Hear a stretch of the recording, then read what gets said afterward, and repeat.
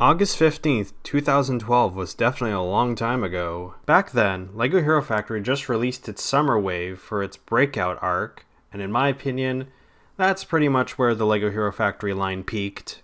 August 15th, 2012, however, marks a pretty important date in TF2 history.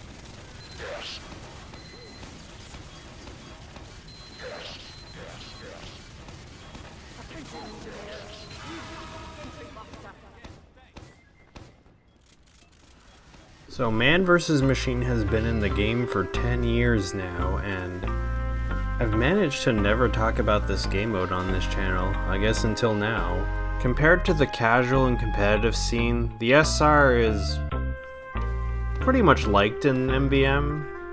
I don't think it's that hated. It can help in accomplishing defensive things, like stopping the robots from destroying the Mann Cos. And I guess the goal of this video is to provide advice and tips on what you can do to help your team defend the Mann Cos using the Scottish Resistance. So you've loaded up for your MVM game, whether it be Boot Camp, Man Up, or Community. You walk towards the upgrade station, and here's what you're going to prioritize. Reload speed. And then you're going to want to prioritize faster firing speed and the max ammo capacity. And you're done. The other upgrades, kind of, if you have extra cash, go for them, but at that point, once you've upgraded those aspects of the SR, you're better off just spending your money upgrading your grenade launcher and, well, your survivability. If you focus on firing speed, clip size, and reload speed with your stock primary, and you're using, well, not the loose cannon, you can pretty much just pelt a bunch of damage at the bot in one go, up to potentially 1,000 damage. Your team will thank you.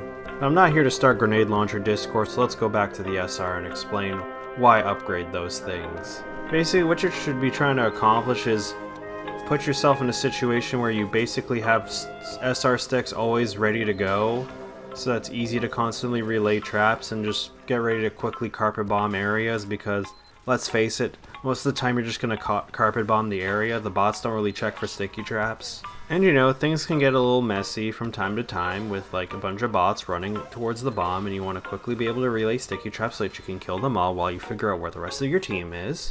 At this point, you're probably wondering, why not just use the stock sticky bomb launcher? You don't have to worry about the longer arm time. To that I say, well, you got more sticky bombs, so that means you can make more things go boom. And remember, you got selective detonation, which means you can have multiple traps. Remember, the blue arrows tell you which way the bots go, so you can set up multiple waves of traps, so that once the bots get through the first one, while you're relaying it and bots go through, you have the second trap to deal with those bots who got through. And because of those upgrades I talked about earlier, it's easier for you to keep up on relaying the traps in your little obstacle course of traps, minefield, conveyor belt. I haven't really come up with a proper name. Also remember, MVM is one of those few times where critzing the SR demo is okay. If you're being critzed by a medic, remember to just lay all your sticky bombs in close proximity, because it's probably just set up to deal massive damage to a boss at the start of the round. If you want to be more creative, you can spread out your crit sticks and try and go for single deaths to spread out your damage and create just a minefield of crits. Both strategies work. For me, it really depends on how the wave's gonna start. If it starts with the giant bot coming first, I usually just go for the bunch of bunched up crit sticks just to get that early damage in. Also MVM, the one time where you should be grouping up 14 sticky bombs next to each other. In terms of the tank, You can help contribute dealing damage to the tank while also watching the bomb. The beauty of the SR is, remember the selective detonation, you can do both. Typically though, the tank is dealt with like a pyro heavy NG, so I usually just prioritize the bomb, but if the tank's the only thing there, carpet bomb. Now maybe you're feeling a little more dangerous. Maybe you don't want the medic to be constantly critzing you. Maybe instead of spending $300 on 3 charges of the crits canteen, maybe you want to spend $700 on 4 seconds of crits after a melee kill. It's definitely a more riskier approach to things, but if you can get it to work, you can basically land a melee kill and then proceed to spam some SR crits or maybe some stock crits. It's a pretty neat strategy. You're still better off just relying on the medic crits or the crits canteens, but if you're feeling dangerous, go for it. So in summary, always prioritize reload speed when upgrading the Scottish Resistance, followed by faster firing speed and ammo capacity. I will add on now that keep in mind, if your engineer has a well-placed dispenser location for you, ammo capacity might not be as important, but I'd still recommend it. The damage bonus, health on kill, and even clip size upgrades, I would consider those more secondary things, more if you've already upgraded all the other important stuff first and you still got money, go for it. If I were to create a chart prioritizing what you should be upgrading with the demo, I would put those at the bottom. Also remember that it's totally fine to group up all your 14 sticks into one location if your goal is to try and do a chunk of damage to a giant or a tank. But also remember to always try and spread out your sticky traps, as it can be useful to deal with massive hordes of bots, as it creates, once again, a minefield thing. I still can't come up with the proper name, but you get the point. But yeah, overall, if you accomplish all those things, the Scottish Resistance can be a pretty strong unlock to have in Man vs. Machine. So go out there and go defend the Mann Cos for another 10 years or something. And I guess while you're at it, just watch out for any Dre bots.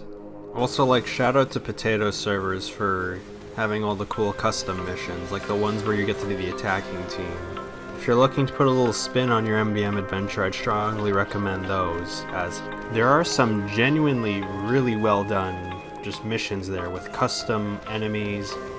They all got their own mini storylines, even some got some cutscenes. It's honestly really well done. So I'd strongly recommend checking out Potato Servers' custom missions, for especially what they got going on right now where you're the attacking team and you have to actually blow up the Mann Cos.